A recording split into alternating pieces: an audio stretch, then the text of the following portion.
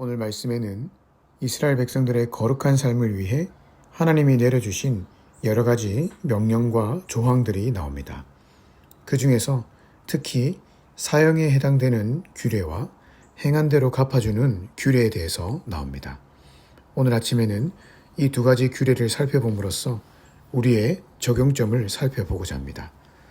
먼저 12절부터 17절에 보면 사형에 해당되는 죄목이 나옵니다. 첫째는 살인한 경우입니다. 살인도 두 가지가 있는데 홧김에 사람을 죽인 고의적인 살인은 용서의 기회가 주어지지 않습니다. 그런 자들은 14절에 보니 하나님의 제단에서라도 잡아내려서 죽여라 라고 되어 있습니다. 하지만 우발적으로 고의적이지 않게 사람을 죽인 자들에게는 도피성을 마련해서 살 수 있는 방편을 마련해 주셨습니다. 두 번째 사형에 해당되는 죄는 부모를 멸시하고 폭행하는 것입니다. 15절에 자기 아버지나 어머니를 치는 자는 반드시 죽일지니라. 17절에 자기 아버지나 어머니를 저주하는 자는 반드시 죽일지니라. 오늘 내가 여기 이 자리에 있게 해주신 부모님의 은혜를 저버린 경우를 하나님은 아주 예민하게 보고 계신다는 말입니다. 세 번째 사형에 해당되는 죄는 인신매매입니다. 16절에 사람을 납치한 자가 그 사람을 팔았든지 자기 수하에 두었든지 그를 반드시 죽일지니. 인신매매는 하나님의 형상으로 창조된 존귀한 생명을 훔쳐서 파괴하는 행위이기 때문에 하나님은 그 죄를 사형으로 선고하셨습니다.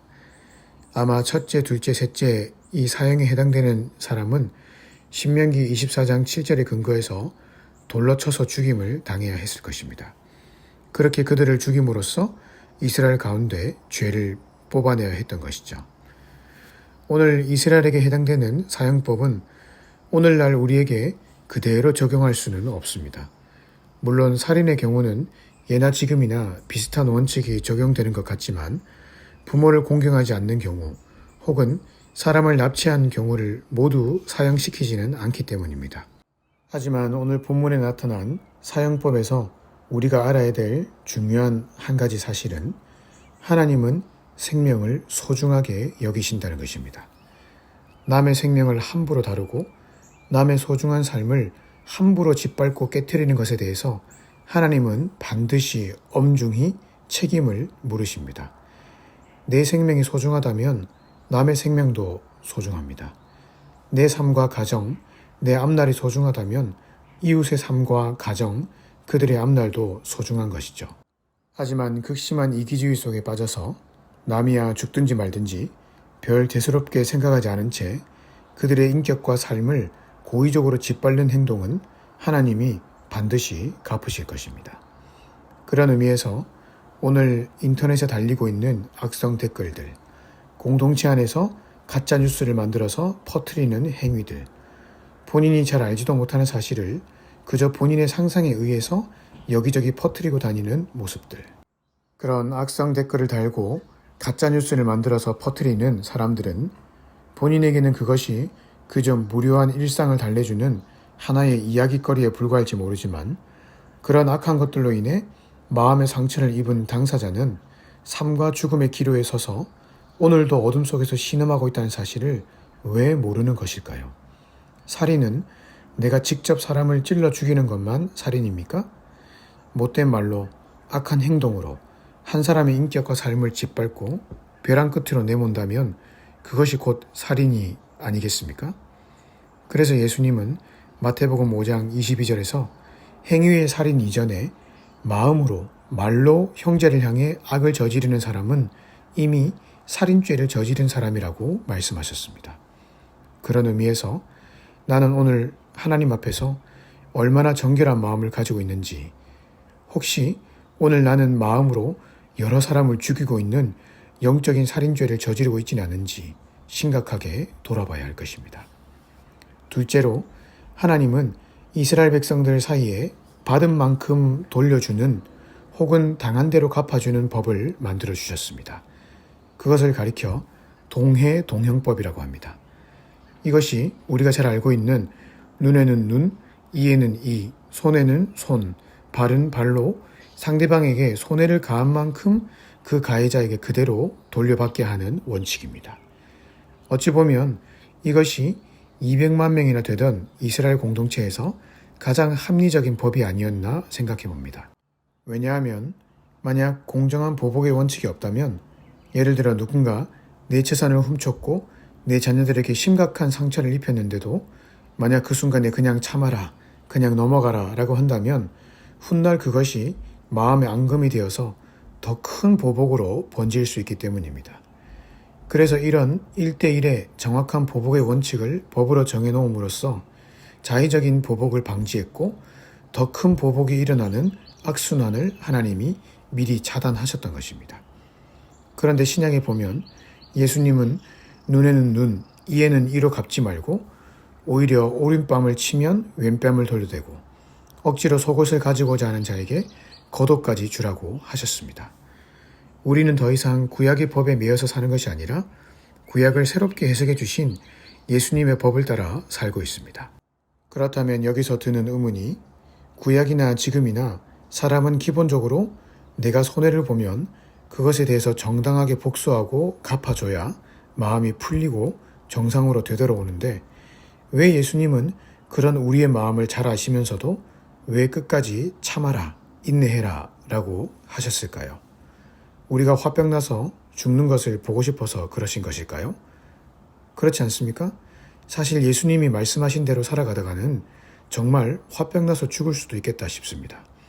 누가 억울하게 나를 모함하는데 돌부처처럼 그저 아무 일도 없는 듯이 초연하게 살아가는 것이 어디 쉬운 일인가 말이죠.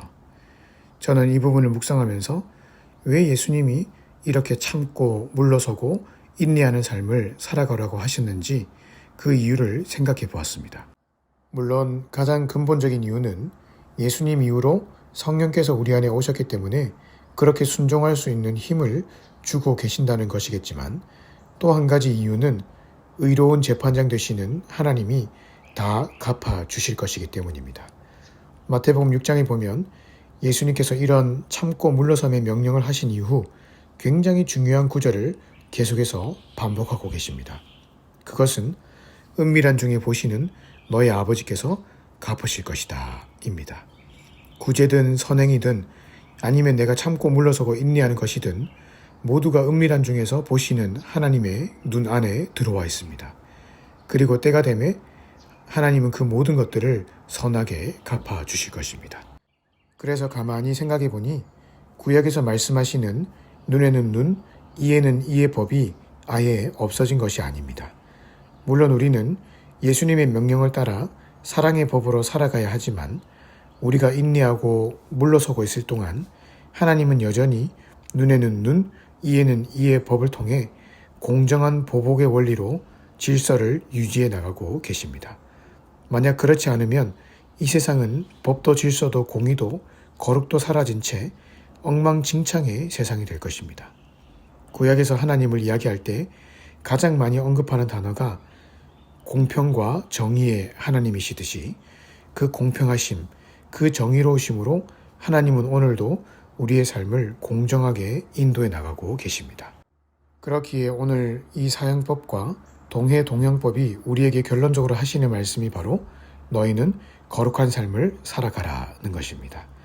내 생명이 소중한 만큼 남의 생명도 소중한 줄 알고 이웃에게 선을 행하고 은혜를 베풀며 살아가라는 것입니다. 그러다가 억울한 일을 당하고 손해보는 일을 당한다 할지라도 하나님이 공평과 정의로 모든 것을 바로잡아 주실 것이니 오늘 너희는 할 수만 있는 대로 선을 행하며 거룩한 삶을 살라라는 것입니다. 그것이 바로 그리스도인의 삶이라는 것이죠. 따라서 오늘 하루 은밀한 중에 보고 계시는 그 하나님을 깊이 바라보고 묵상하시면서 할 수만 있는 대로 선을 행하며 거룩한 삶을 살아가시는 저와 여러분 되시기를 주님의 이름으로 축복합니다.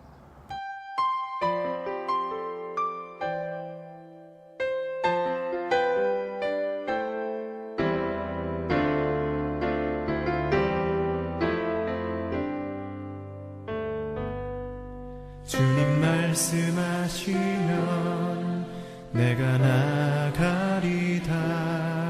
주님 뜻이 아니면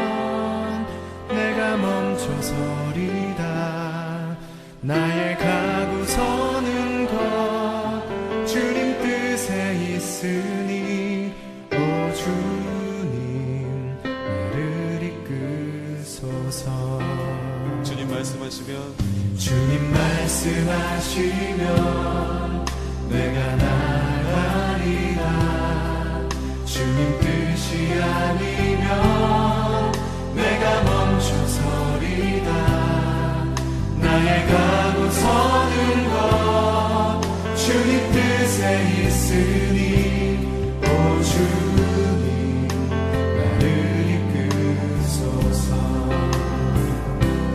뜻하신 그곳에 나 있기 원합니다. 이끄시는 대로 순종하며 살리니 연약한 내 영혼 통하여 일하소서. 주님 나라와 그 뜻을 위하여 뜻하신 그곳에 뜻하신 그곳에 나 있기 원합니다. 이끄시는 대로 순종하며 살리니 연약한 내 영혼 통하여 일하소서. 주님 나라와 그 뜻을 위하여 오 주님 나를 이끄소서.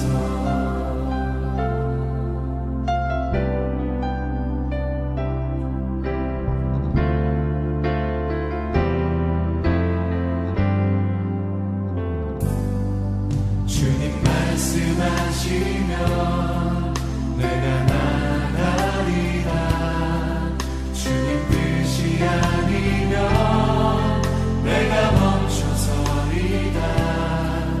나의 가고 서는 것 주님 뜻에 있으니 오 주님 나를 이끄소서. 뜻하신 뜻하신